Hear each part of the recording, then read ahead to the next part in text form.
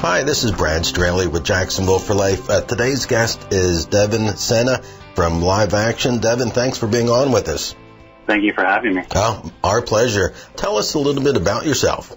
Yeah, so I was born in Newark, New Jersey. I was a little preemie, and so I moved to Florida when I was about 1 year old. So I'm a Floridian, born in New Jersey, but I am a Floridian. And, now I've moved out to D.C. pretty recently. Got to ask you, how difficult was it to leave the Sunshine State, especially here in the First Coast, and now you're literally in the swamp? Yeah. So I definitely miss the sunshine and the beaches. Living 10 minutes away from the beach, you definitely take it for granted until you're actually somewhere where you don't have a beach. And so it's a lot of snow, but, it's great. I do miss Florida, though. How did you come up with ending up in Washington? Yeah, so I became heavily involved in politics at about 15. And, 2 years ago, God really convicted me. And he made it clear that, if we don't first have the right to life, nothing else really matters. So from there, I connected with Live Action. I created my own organization called the Human Defense Initiative for millennials to, be the voice for the voiceless. And so from there, Live Action connected with me, and now I work for Live Action full-time as a social media coordinator. Great. So, 15, you started to get into the politics, and what drove you at that point? And I'm asking just my own edification, because at one point I was heavily involved in politics, and then, a few years after that, it was, really the pro-life movement. What about you? What took you from, the politics to the pro-life movement? So, there's so many political back and forth, and sometimes it feels like there's no real movement. And so, God really convicted. He put it on my heart. He said, you need to be fighting for the most defenseless in our society. And so I moved from politics to working full-time pro-life ministry, defending the most vulnerable. And you've been doing this full-time for how long? About 3 years, 2 or 3 years. Great. Any reservations? No, none at all. That's awesome. I understand that your church here in Florida had a send-off for you. Yes, fantastic people. When churches take a stand on cultural issues, it's the best. We're called to speak up, and the church led the way out of slavery, out of segregation, and we will ultimately lead the way out of the atrocity of abortion. Yeah, I'm glad you said that, because I like to read history, especially the Civil War period and prior to, and you read so much about the churches and taking up anti-slavery, and now so many of the churches are silent on abortion. Right. Yeah, and that's unfortunate, because there's so many members who are in pain, who are hurting from an abortion, and until they find healing, they can never be, truly in a great place. And so it is so important for the church to speak up and know that women have a place at the church who are post-abortive, and women who are experiencing unplanned pregnancy are embraced and supported through that. That's right, because, just as many young women sitting in the pews are facing or faced abortion as, non-Christians. So it is, like you said, important that the church is embracing these young women, giving them options and supporting them afterwards. Absolutely. So you've been with Live Action for a while now. Tell us about your mission. Yeah, so Live Action exists to shift public opinion on the killing of preborn children. And we do that through human interest storytelling, investigative reporting on the ground, in Planned Parenthoods, in abortion facilities. And we expose the barbarity of abortion and, the abortion industry, how deceptive it is, and how it is decimating this generation and decimating the future generations of America. You talked about the shifting public opinion. How do you think that's going? So we are absolutely winning in America. we can feel the culture massively shifting towards one that embraces life. People throughout the nation are finally realizing the barbarity of abortion and the beauty of life, family, and so even per the Aretha Maris poll, 75% of Americans support restricting abortion to the first trimester or eliminating abortion entirely. And so it's very encouraging. We are winning despite some states that are extremely radical right now. 78% of independents and even 60% of Democrats support restricting abortion to the first trimester or eliminating it entirely. Right. You are right. And, of course, you're talking about New York and Virginia.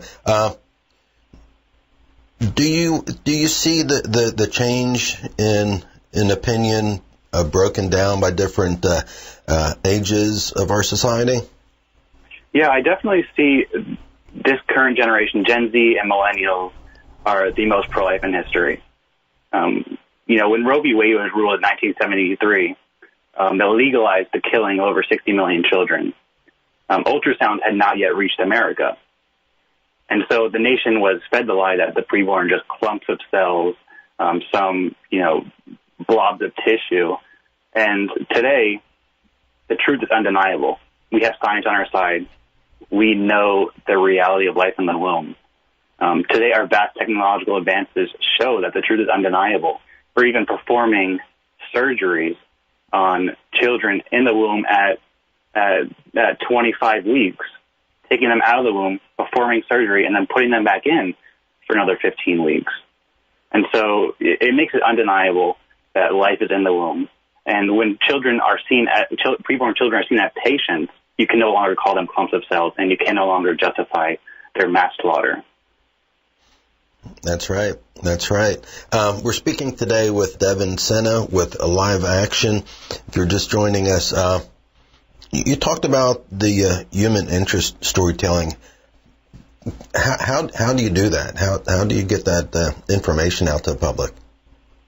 Yeah, so we have various channels. We have over 2 million followers on Facebook, 90,000 on Twitter, and there's 60,000 on Instagram, and as well as on YouTube. And so we connect with a lot of women who have chosen life through difficult circumstances, who have been, have experienced the brutal assault of rape and have chosen life for their child.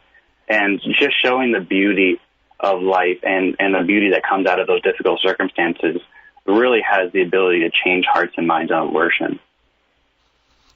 How do you see yourself? You've been doing this for a couple of years now, and doing it full time. How has this affected you as a follower of Christ? Yeah, so it's really softened my heart towards women who are post-abortive and women who are experiencing unplanned pregnancies, and it's really all I can say is it's really softened my heart, and has made even me see life differently, and in a different light. Yeah, I can imagine. The investigative reporting. How do you decide who to investigate?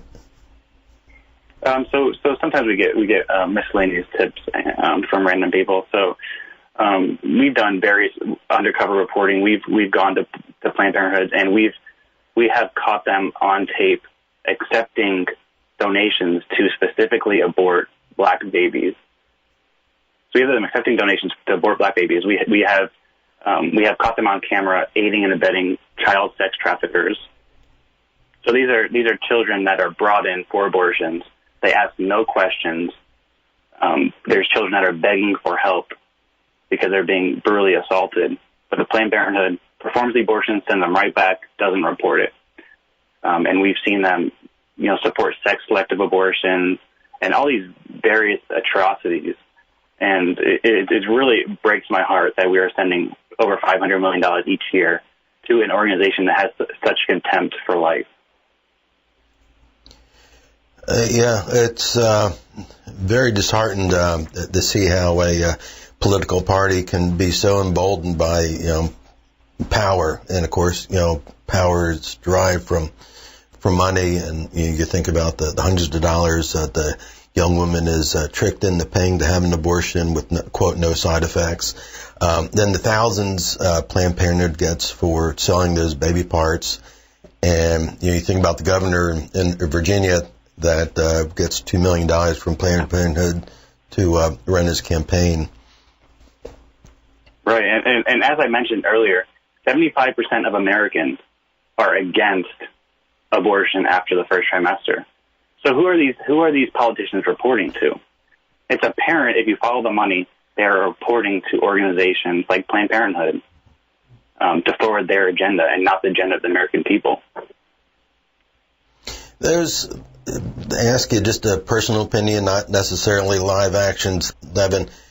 Sure. And, you answer that for us. Is it selfishness? Doesn't affect me? I get better benefits from voting one way or the other. You do this. What's your opinion? In terms of where the politicians are at? Right. If they're not supporting the parents and the public. Right. Yeah, I personally think it is a longing for power, to retain power, to retain money.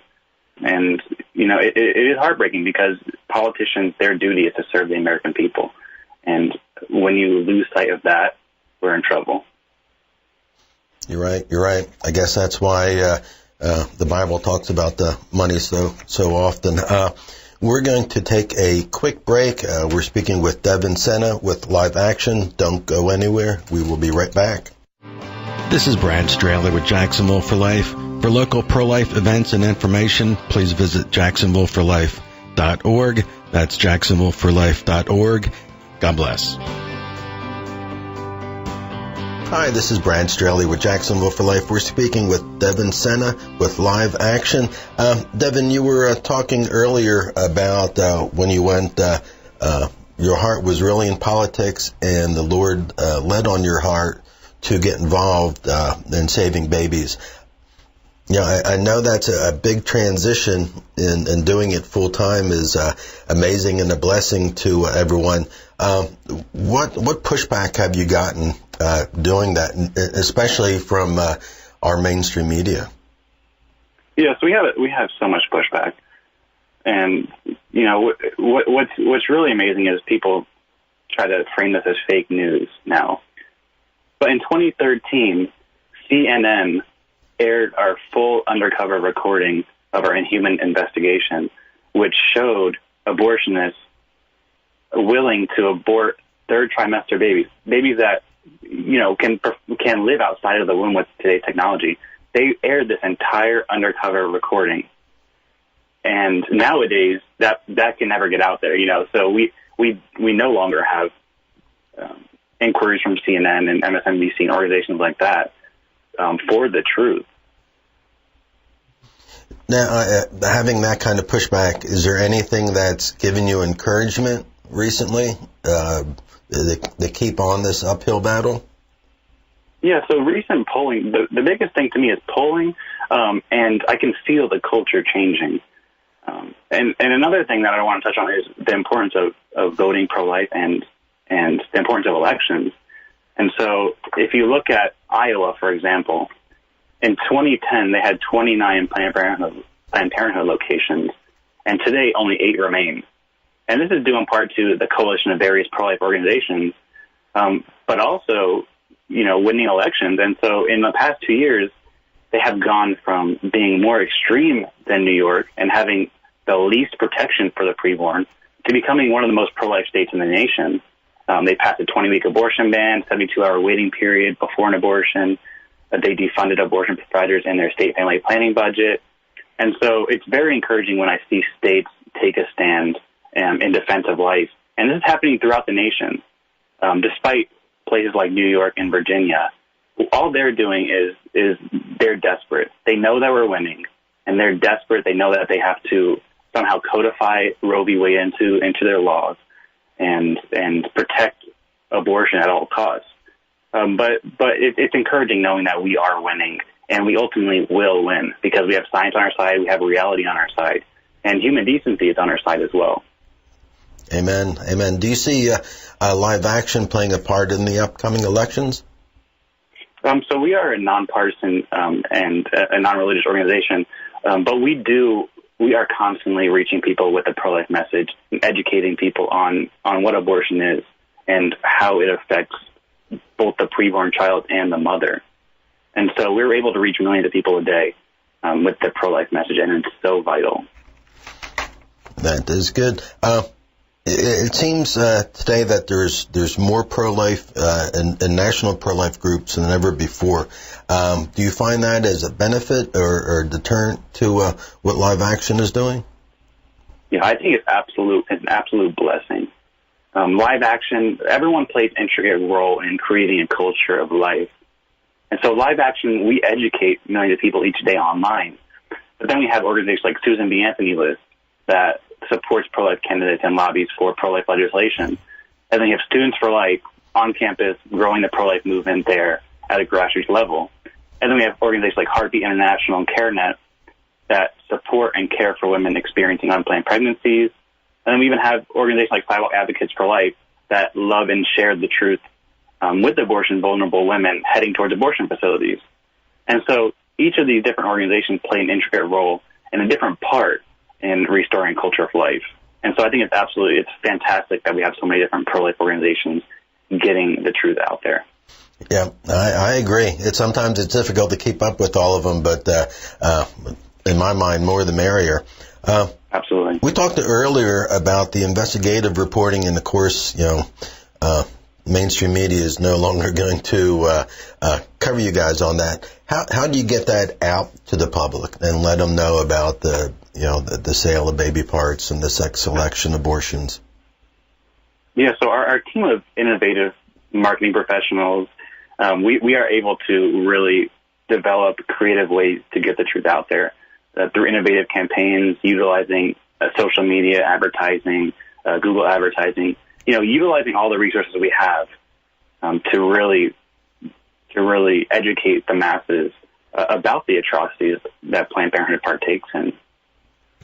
I see on the social media that Lila seems to be a favorite for Fox News. Any other outlets that are at least open to hearing from Live Action? Mostly just Fox News right now. Lila has made appearances on CNN's Crossfire. She had a whole documentary made about her on The Atlantic. And so there's organizations that cover us.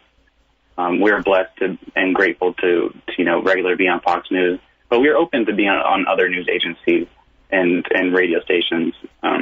But they have to reach out to us. They have to request us, and unfortunately, a lot of them have contempt for us and refuse to let us on.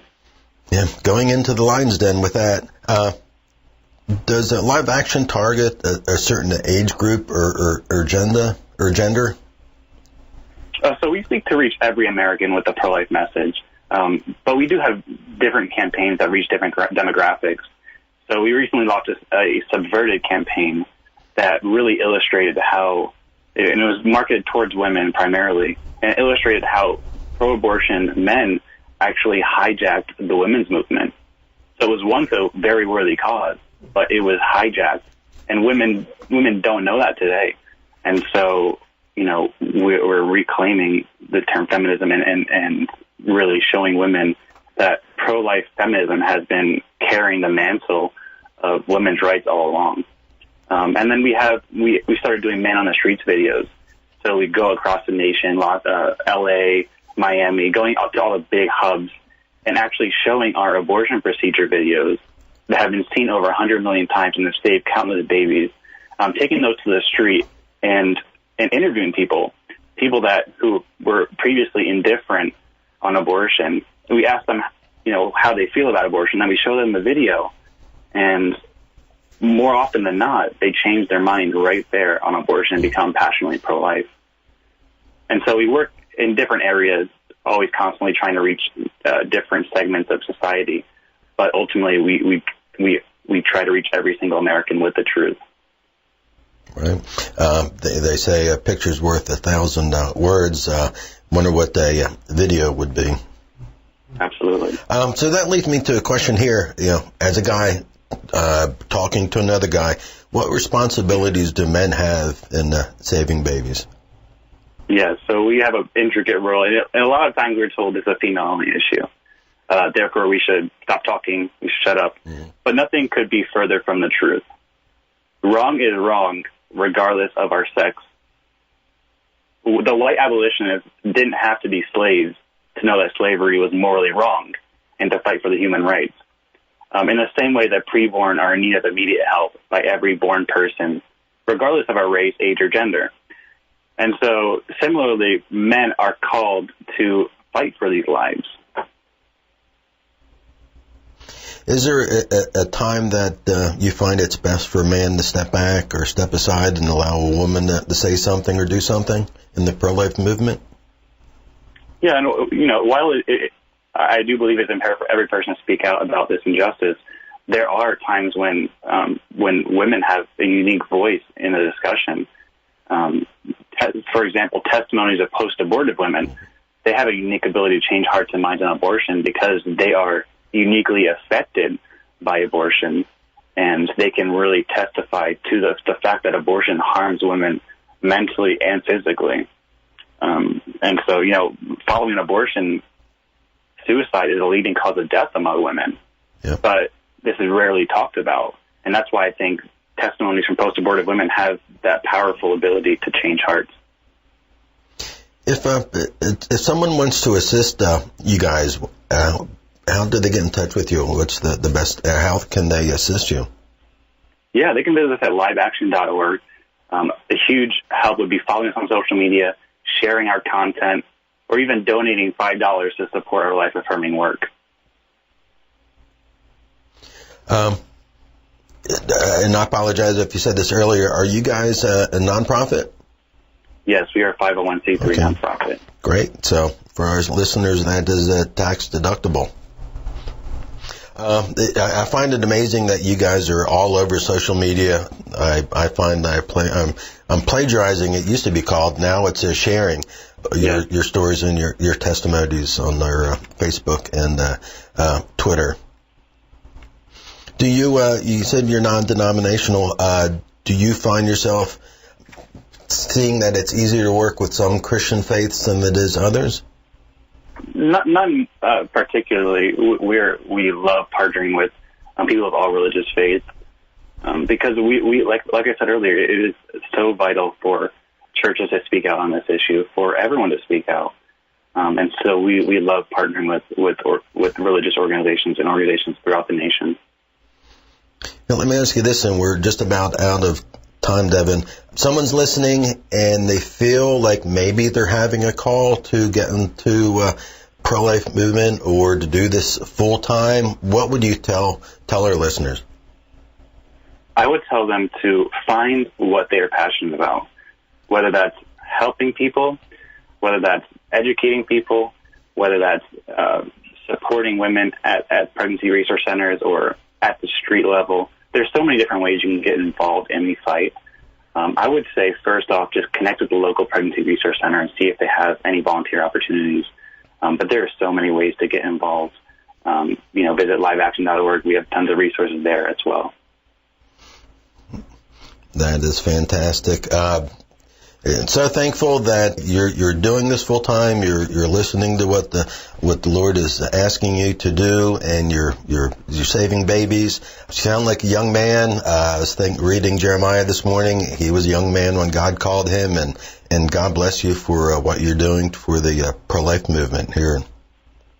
Great, thank you so much. You're more than welcome. Appreciate being our guest today, and I hope you join us again real soon. Absolutely. Would love to. We are out of time. Thanks again for joining us today and for all you do to promote a culture of life. We'd like to thank the station for being faithful to His Word and this opportunity today. And thank you for listening. For more information about local pro-life efforts, please visit us at JacksonvilleForLife.org. Follow us on Facebook and Twitter. And until next time, do something. Save babies in Jacksonville.